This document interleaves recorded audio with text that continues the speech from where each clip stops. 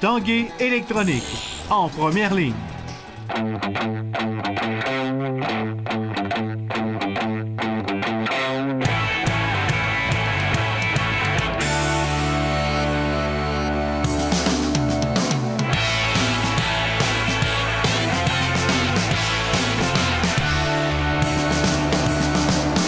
À tous, bon mercredi, bienvenue à l'Esprit sportif dans l'émission. Ce soir, on vous parle du club d'athlétisme Rouge et Or, également des skis alpins Made in Québec Raccoon.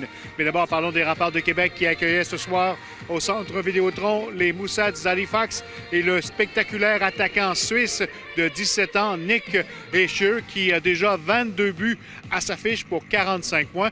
Les Remparts qui avaient défait jeudi dernier dans les Maritimes, les Moussats en prolongation 6-5. Voici maintenant comment ça s'est passé ce soir à Québec. Dans une première période disputée à vive allure, les gardiens doivent se distinguer tôt dans le match. D'abord, Callum Booth est solide sur ce tir qui vient de l'enclave. Puis du côté des visiteurs, Alexis Gravel doit stopper l'élan de Louis-Philippe Côté. Le seul but du premier 20 appartient aux Remparts. À 11 minutes 26, bien alimenté par Mathieu Boucher, le Suisse Philippe Kourachev marque son 9e de la saison. Le 96 des Remparts prolonge à 9 sa série de matchs avec au moins un point. C'est 1-0 Québec. Après une deuxième période sans but qui ne passera pas à l'histoire, Québec obtient une chance de doubler son avance avec moins de 6 minutes à jouer au dernier tiers. Capitaine Mathieu Boucher voit la jambière droite du gardien des Moussats bloquer son tir en échappé. C'est avec 2 minutes 29 secondes à faire au match qu'Olivier Garneau inscrit son 8e but dans un filet désert. Mathieu Boucher participe au but et inscrit son 100e point en carrière dans la LHJMQ, c'est 2-0. Mais avec 12 secondes à faire à la rencontre, Callum Booth, le meilleur rempart ce soir, perdra son jeu blanc dans cette victoire. J'ai beaucoup aimé la première période, ce qui est un problème pour nous autres cette année. Là. Beaucoup d'énergie, l'échec avant soutenu, puis ça nous a mis dedans. Puis il faut forcer d'admettre que Caleb nous a gardé dedans là, tout au long du match, mais surtout en troisième, quand ça a été peut-être un petit peu plus ardu pour nous autres. Tu es déçu par la fin du match? Ah non, c'est...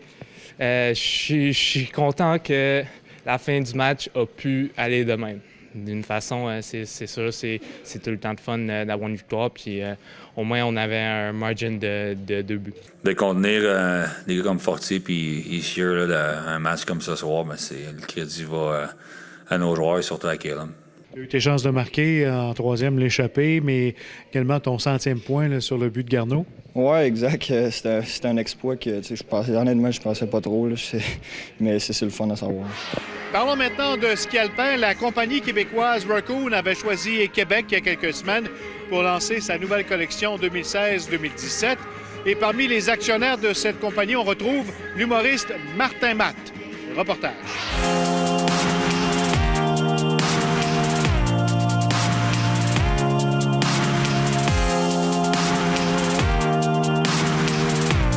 L'histoire de Raccoon a commencé il y a déjà 5-6 ans. Mon partenaire d'affaires, Jonathan Bourgeois, c'est un ami aussi, un ami de toujours. Il y a une grande entreprise d'armoires de cuisine, puis il y avait une presse que son père utilisait dans les années 80, puis qui ne servait plus. Il dit « Attends une minute », il m'a appelé, il m'a dit « Ah ouais, Sébastien, ce que j'avais à la presse, on la garde. » Fait que finalement, on l'a gardé, puis on s'est lancé dans l'aventure pour fabriquer les skis. Maintenant, on vend 1000 unités par année.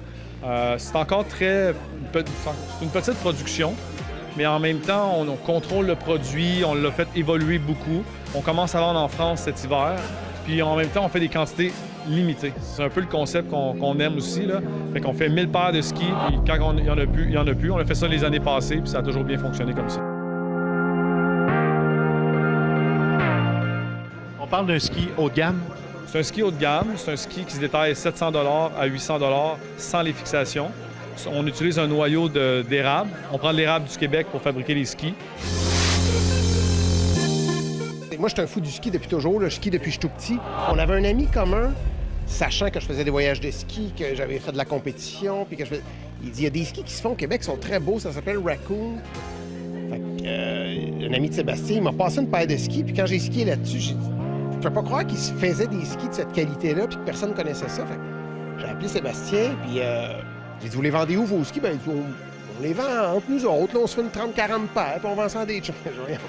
Fait que de fil en aiguille, il dit éventuellement, on aimerait ça avoir une gamme plus complète, les ventes des magasins. Puis on s'est mis à jaser, développer, parler des produits, des coupes de ski. Et je suis devenu actionnaire de la compagnie. Au début, on avait un slalom, un ski un peu plus large, un ski de femme.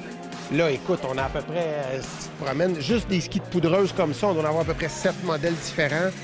On a des skis tout-terrain, des tout-terrain, on a des slaloms, on a des skis avec du titane plus compétitif. On a vraiment une gamme très, très large de skis. Ça fait sa place tranquillement, pas vite. Puis moi, c'est une grande fierté. Tu sais, comme je te dis, c'est 3 % de mon travail dans l'année, là.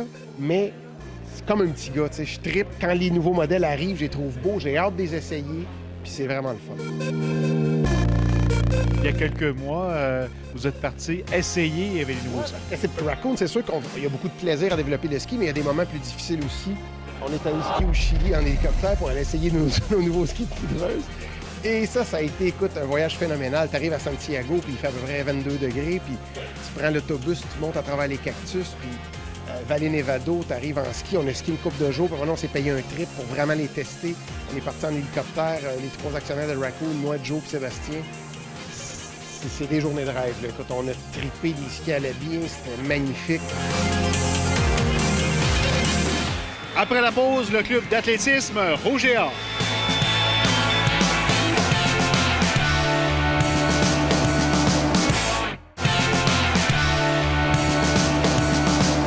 La saison de cross-country vient à peine de se terminer avec le championnat canadien qu'on doit maintenant penser du côté des étudiants athlètes du Rouge et Or à la saison intérieure en athlétisme qui s'ouvre cette fin de semaine, le 3 décembre, du côté du PEPS avec l'invitation Rouge et Or. Plus de détails avec Jonathan Fournier.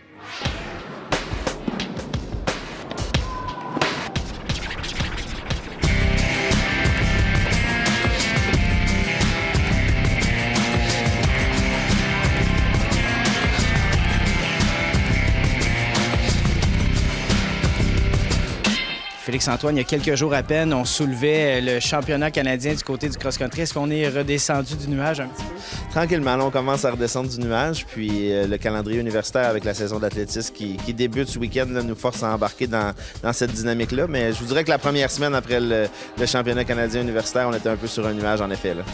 L'athlétisme, cette année, on débute ça à la maison dès ce week-end. Oui, dès ce week-end, 3 décembre, au PEPS à l'Université Laval. Donc, plusieurs des meilleurs athlètes universitaires au pays du réseau vont être là.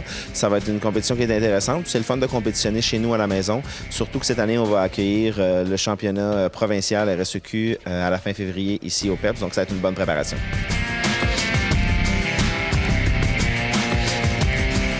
Parlons de la composition de ton équipe masculine. Oui, on a une excellente équipe masculine. Plusieurs athlètes d'impact qui sont de retour, dont Antoine Thibault, qui a été champion canadien l'an dernier au 1500 mètres et aux 3000 mètres. Étant déjà champion canadien, il y a peut-être une petite pression supplémentaire parce que tu es l'homme redouté? Je ne vois pas ça comme une pression. Je vois plus ça comme une motivation à travailler plus fort à l'entraînement parce que je sais que les autres personnes en arrière vont essayer de me battre. Fait que ça va être d'essayer surtout de travailler encore plus fort à l'entraînement pour arriver encore plus en forme que l'an dernier. Puis, être encore plus en confiance rendu au championnat canadien. Antoine Thibault, l'an passé, ça avait été la surprise un peu de l'année du Rouge et Or en athlétisme avec 2 médailles d'or au championnat canadien. Puis son objectif, ça va être de défendre ses titres puis de continuer sa progression puis sa place de leader au Canada dans les épreuves de demi-fond. J'ai vraiment hâte. Là. Cette année, ça a changé. Là. Avant, la compétition était en janvier, maintenant en décembre. Fait que ça fait un changement qui est quand même le fun parce que on aborde un peu la saison d'une autre façon. Mais non, je suis vraiment excité de commencer ici en fin de semaine. Simon, c'est un athlète là, travaillant qui a eu du succès dès ses débuts il y a 2 ans avec l'équipe universitaire.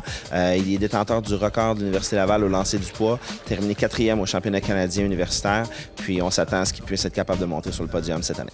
On a plusieurs athlètes qui aspirent à des médailles individuelles au championnat canadien.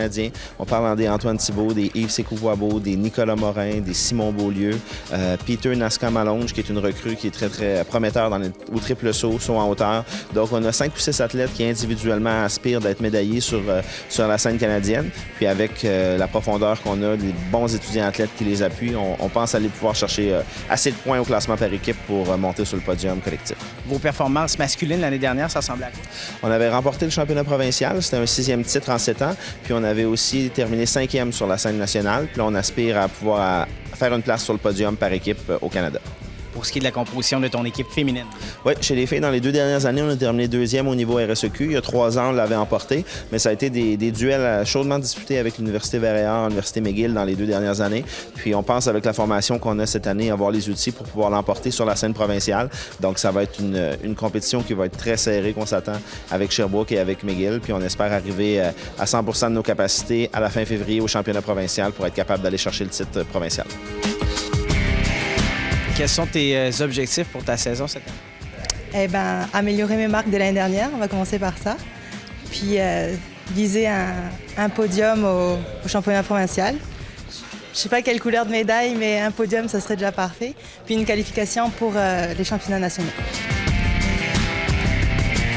Léna Durand, une athlète qui était recrue avec nous l'an passé, qui a gagné 2 médailles d'argent au championnat provincial, au lancer du poids, au lancer du marteau, une 8e place au Canada au lancer du marteau sur une belle progression. Puis on espère qu'elle va être en mesure d'améliorer sa 8e place de l'an dernier sur la scène nationale. Marie-Colombe Saint-Pierre. Marie-Colombe avait fait des débuts vraiment prometteurs en 2014 avec l'équipe, avait été un facteur clé dans notre dernière victoire par équipe du titre provincial, avait été nommée athlète de l'année à ce moment-là. 2015-2016, un petit peu plus difficile en raison de blessures, mais là, à l'entraînement, elle va très bien, puis on s'attend à ce qu'elle puisse retrouver son niveau de 2014 puis aspirer à un podium individuel au championnat canadien. En 2014, j'avais fait la 3e position aux 300 mètres. Donc, c'est sûr que l'objectif ultime cette année, comme justement la dernière année, ça serait de répéter ça. Là. Le calendrier, si on le résume, d'ici le mois de mars, ça ressemble à quoi? Oui, donc début décembre, 3 décembre, samedi, le calendrier débute au PEPS avec le Rouge et Or Invitation. Le 14 janvier, par la suite, à Sherbrooke, Verreillard Invitation. Par la suite, fin janvier, à McGill. Mi-février, à Boston, aux États-Unis, une compétition du circuit NCAA. Puis après ça, les championnats. Donc 28 février, championnat provincial ici au PEPS. Et à la mi-mars, championnat canadien qui va avoir lieu en Alberta. Merci beaucoup. Bonne saison. Merci.